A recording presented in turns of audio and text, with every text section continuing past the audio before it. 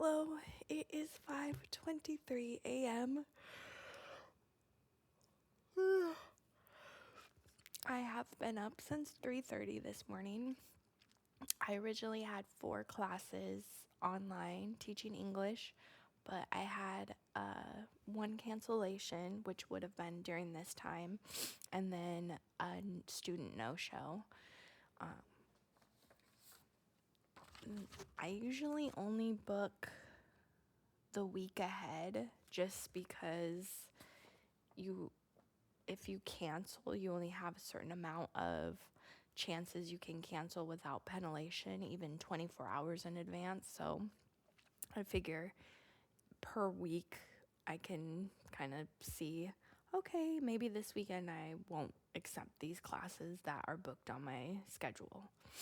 And yeah, but right now my schedule is could potentially be completely booked every morning from 4 a.m.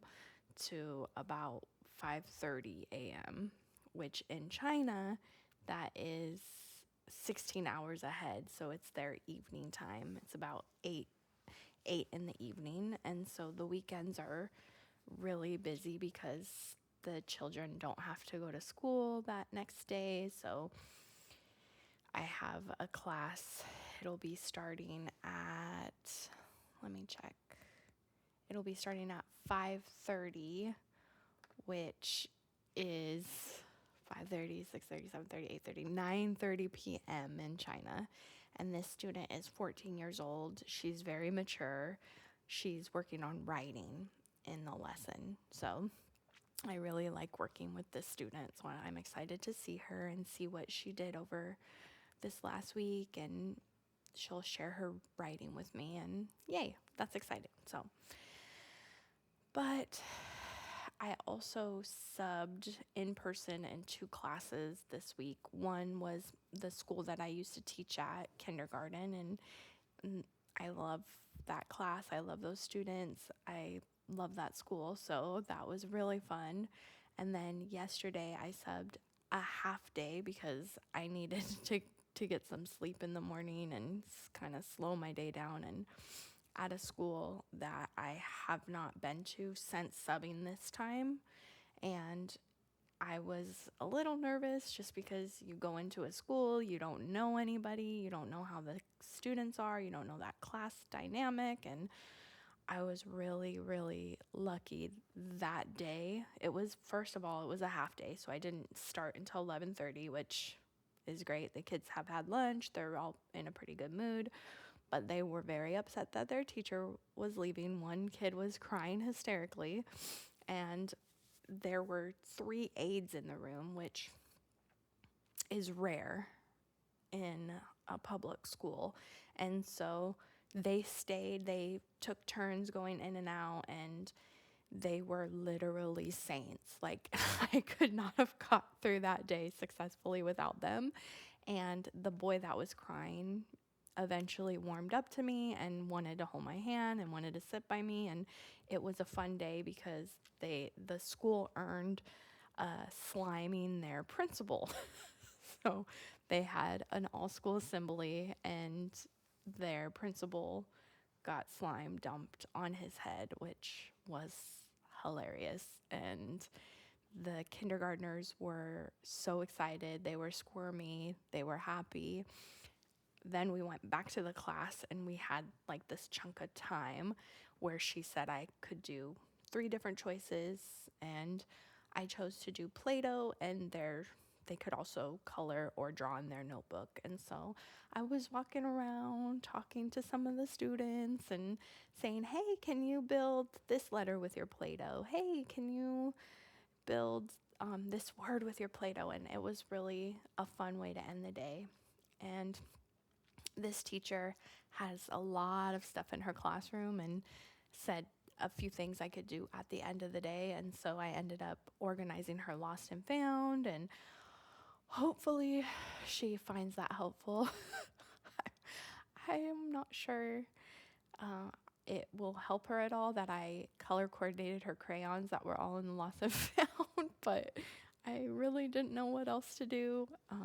she didn't leave any prep for me. So that was just what I saw. Like, this basket was supposed to be for a lost and found, like with pieces that go into math centers or reading centers. And I found those pieces, but then there were like all these brand new crayons. And so I was like, you know what? I'm just going to organize them by color, and she can either dump them back in there or whatever. It doesn't matter. So it ended pretty good. I was pretty tired by the end of it, to the point where I made it out to my car and realized I forgot my water bottle. And I was like, okay, should I go all the way back in there, ask for the key, walk all the way back to the classroom and get my water bottle, or it might just be time for a new water bottle. So I won't be able to sub there next Friday because I've already been asked to sub at my previous school, which I will be subbing as an aide this go round in the kindergarten room. So I am very excited to do that. I like subbing as an aide just to see how teachers run their class, get ideas for when I sub for them to try to keep it similar to how they run their class.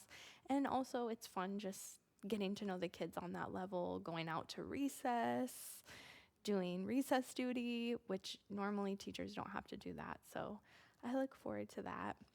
I also wanted to talk a little bit about phonics lessons. So I actually, in the English classes, excuse me, we are doing some phonics. And so luckily I printed these out because I'm homeschooling Leo and Violet. And so these have come in handy quite a bit. Sometimes I'll tape like a piece of paper over the picture so the student doesn't become confused, because look, utter.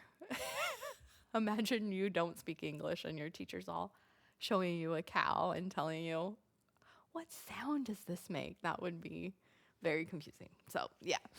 But it has been interesting seeing the curriculum that this platform provides to teach phonics. And I do like the curriculum. The lessons are very short, 25 minutes. I have not taught a 55-minute lesson.